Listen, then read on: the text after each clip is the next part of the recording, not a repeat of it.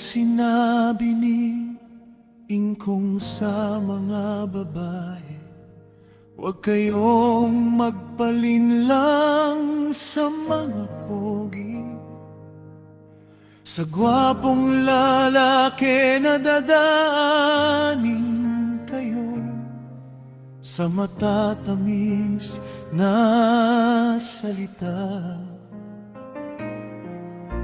Piliin mo yung lalaking nakabase ang buhay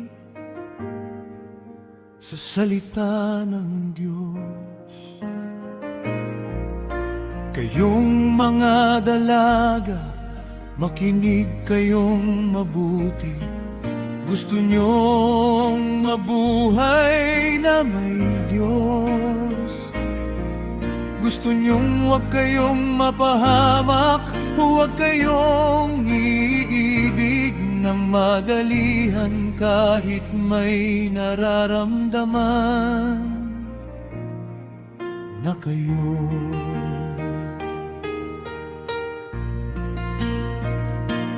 Kahit may nararamdaman na kayo na pagmamahal, huwag ninyong itutuloy muna.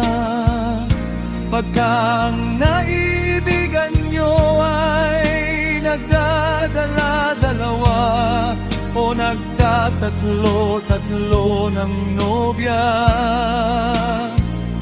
masamang tao iyan sa harap ng Diyos.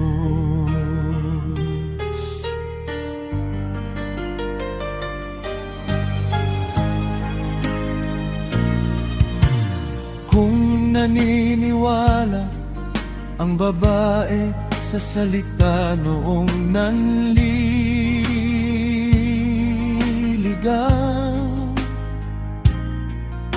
di ba lalo kang maniwala sa salita ng Diyos, kapatid na babae?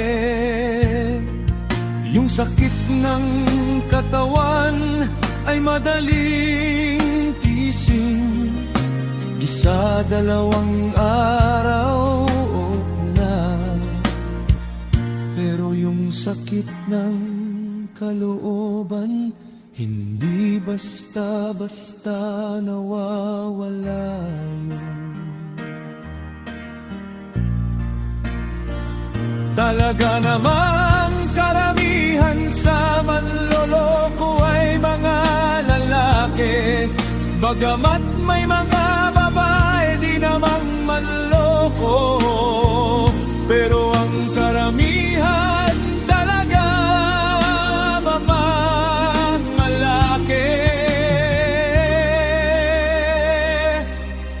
Kaya kung naloko ka na, di mo naman kasalanan yun. Kaya lang sa susunod, huwag ka nang uuli. Sabi pa nga ni Kuya, ang mga babae di dapat pinagsasamantalahan. Hindi dapat sila sinasaktan, hindi dapat niloloko, hindi naman kasi pogi points para sa Diyos ang itsura.